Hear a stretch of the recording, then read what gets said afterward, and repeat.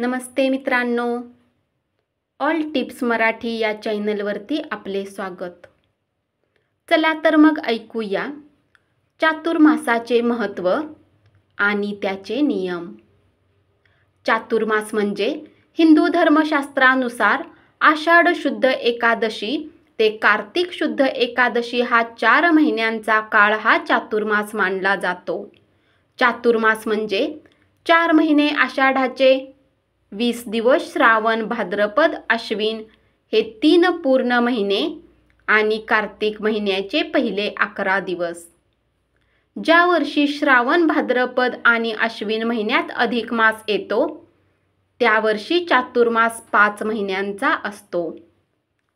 चातुर्मासात हिंदूंचे विवाह मुहूर्त नसतात. शेतातील पेरण्याचे असतात. आषाढ येतो तेव्हा देव शयनीत जातात. अश्विनात पिकांची तोडणी होते. कार्तिकात मळणी होऊन देवस्थानची वेळ येते. अशी कृषी परंपरा आहे.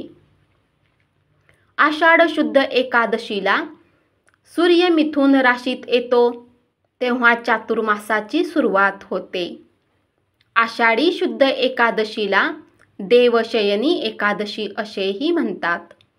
कार्तिक शुद्ध एकादशीला चातुर्मास संपतो तेव्हा सूर्य तूळ राशीत आल्यावर कार्तिक शुद्ध एकादशी येते.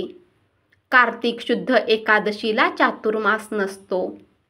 चातुर्मासातल्या देवशयनी एकादशीला देव झोपतात आणि प्रबोधिनीला उठतात अशी धारणा आहे. प्रतिवर्षी चातुर्मासात मनुष्याने कोणते तरी व्रत अवश्य करावे. या कालावधीत पावसाळा असल्यामुळे धरणीचे रूप पालटलेले असते. पावसाचा भर असल्यामुळे फारसे स्थलांतर घडत नाही. त्यामुळे चातुर्मास व्रत एका स्थानी राहूनच करावे. मानवाने मानसिक रूपही पालटलेले असते. देहातील पचनादी संस्थांचे कार्यही निराळ्या ढंगात चाललेले असते. अशा वेळी त्यास अनुसरून कंद, वांगी, चिंचा इत्यादी खाद्यपदार्थ टाळावे. परमार्थाला पोषक गोष्टींचा विधी आणि प्रपंचाला मार्ग गोष्टींचा निषेध हे चातुर्मासाचे वैशिष्ट्य आहे. श्रावण मास विशेष महत्त्वाचा मानला जातो.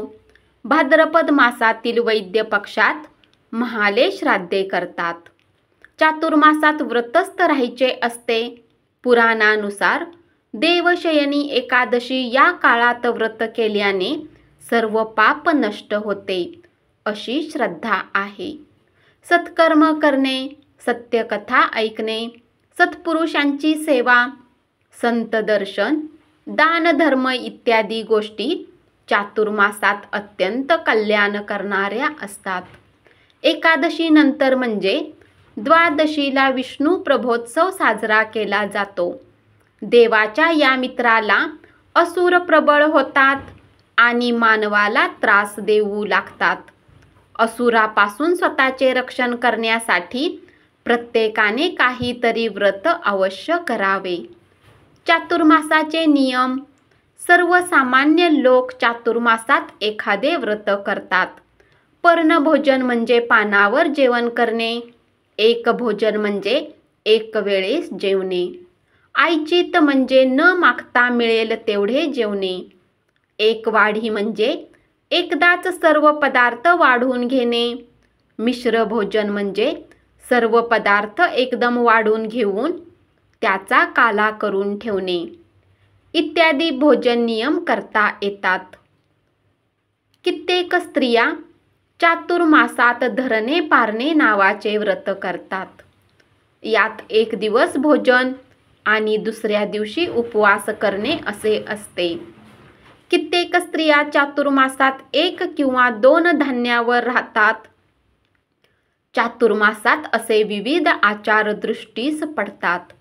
तर चातुर्मासात तांदूळ, मूग, जव, तीळ, वाटाणे, गहू, गाईचे दूध, दही, तूप, फणस, आंबा, नारळ, केळी, सैंधव, मीठ इत्यादी पदार्थ अवर्ज्य मानले जातात.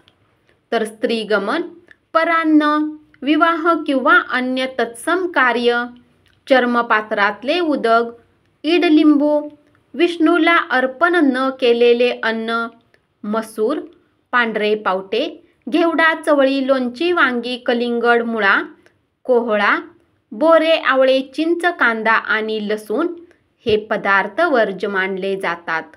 चातुर्मासात देवतेची पूजा, प्रार्थना, सत्संग, दान, यज्ञ, संयम व उपासना करावी. चातुर्मासात ब्रह्मचर्य पाळून समाजकार्य करावे. सूर्योदयापूर्वी उठून भगवान विष्णू आणि देवी लक्ष्मीची पूजा करावी.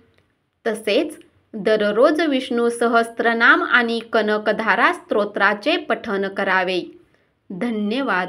अशीच माहिती ऐकत रहा आणि चॅनलला जरूर सबस्क्राईब करा.